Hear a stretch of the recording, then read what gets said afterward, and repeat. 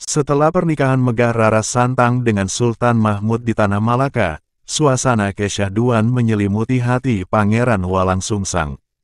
Di balik senyum bangga melihat adiknya bersanding dengan pemimpin bijaksana, hatinya bergetar mengingat pesan-pesan spiritual yang ia dengar dari para ulama selama berada di negeri seberang. Jiwa petualangnya kini menemukan tujuan baru, menyebarkan ajaran Islam di tanah kelahirannya, Jawa. Sebelum memulai perjalanannya, Walangsungsang menemui adiknya dan Sultan Mahmud, bukan karena tidak menyukai kehidupan di sana, tetapi terpanggil sebagai pembawa amanah ilahi dan ingin menyebarkan cahaya yang telah menerangi hatinya. Rara Santang dan Sultan Mahmud menatap Walangsungsang dalam-dalam. Ia melihat tidak hanya keberanian seorang pangeran, tetapi keyakinan seorang pembawa risalah. Setelah jeda yang terasa abadi, akhirnya mereka mengangguk perlahan. Matanya berbinar oleh kebanggaan yang dalam. "Pergilah, kakakku, bawalah ajaran itu dengan kasih dan kebijaksanaan. Ingatlah, tanah Jawa adalah bumi yang penuh cerita dan kepercayaan leluhur. Bukan pedang yang akan membuka hati mereka, tetapi ketulusan dan hikmah yang kau bawa." Pangeran Walangsungsang pun memulai perjalanannya kembali ke tanah Jawa. Langkahnya diiringi doa, niat yang lurus, dan semangat yang tak pernah padam. Di setiap desa yang disinggahinya, ia mengajarkan dengan kelembutan, berbicara tentang nilai-nilai Islam yang syarat dengan kasih sayang, keadilan, dan persaudaraan. Tidak sedikit yang terkesan dengan pengetahuan dan kearifan yang ia tunjukkan, sehingga lambat laun ajaran itu menyebar dan mengakar. Walangsungsang menemui Dewa Niskala, kakeknya yang arif, raja kerajaan Galuh yang dikenal dengan kebijaksanaannya. Atas saran dan dukungan kakeknya, Walangsungsang menetap di Caruban, yang kini disebut Cirebon. Di balik sinar matahari yang mulai redup di langit barat, Pangeran Walangsungsang menatap ombak yang berkejaran di tepi pantai. Butir-butir pasir berderak di bawah telapak kakinya, mengingatkannya pada jalan panjang yang telah ia tempuh. Bukan sebagai pangeran, tetapi sebagai nelayan sederhana di desa Caruban, desa kecil yang didirikan oleh Ki Danusela, seorang syah bandar yang dihormati. Walangsungsang, yang dahulu hidup dalam gemerlap istana, kini memilih menyembunyikan jati dirinya.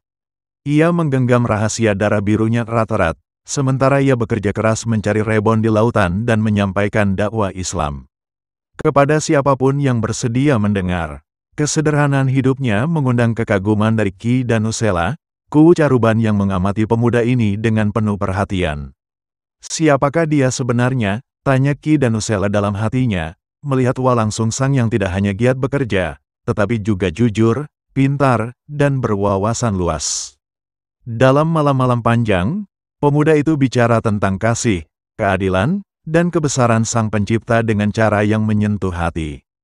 Hingga pada akhirnya, hati Ki Danusela luluh, dan ia memutuskan untuk memeluk Islam dengan bimbingan Walangsungsang. Ketika kepercayaan itu tumbuh, Ki Danusela menawarkan lebih dari sekadar persahabatan. Ia menyerahkan tangan putrinya untuk dinikahi oleh Walangsungsang, mengikat mereka dalam ikatan yang lebih dari sekadar guru dan murid. Tak hanya itu, Walangsungsang juga diberi jabatan sebagai Raksa Bumi, pengelola tata kelola tanah desa. Dari situlah, nama Ki Cakrabuana tersemat padanya, bukan lagi hanya sebagai nelayan sederhana tetapi sebagai pelindung dan pemimpin yang dihormati. Setelah kepergian Ki Danusela, Pangeran Walangsungsang mewarisi jabatan Kuwu Caruban, menjadi kuwu kedua yang memimpin dengan bijak dan membawa perubahan besar. Di bawah kepemimpinannya, Caruban tidak hanya berkembang menjadi pusat peradaban kecil tetapi juga menjadi tempat di mana suara azan dan ajaran kebenaran menggema, menyatukan penduduk di bawah panji yang sama. Nama Ki Cakrabuana pun hidup dalam kenangan sebagai pelopor, bukan hanya seorang pangeran, tetapi pahlawan yang datang dengan hati penuh cahaya. Kisah Pangeran Walangsungsang menjadi legenda, tentang seorang pangeran yang bukan hanya pewaris darah biru, tetapi penyebar cahaya yang menerangi jiwa-jiwa di tanah Jawa. Ia kemudian memproklamirkan Cirebon sebagai sebuah nagari, Kesultanan Cirebon, dan membangun istana yang dinamai Pakungwati, nama yang diambil dari salah satu anak perempuannya, sebagai tempat pemerintahan. Sejak saat itu, Walang Sungsang lebih dikenal dengan nama barunya, Pangeran Cakrabuana.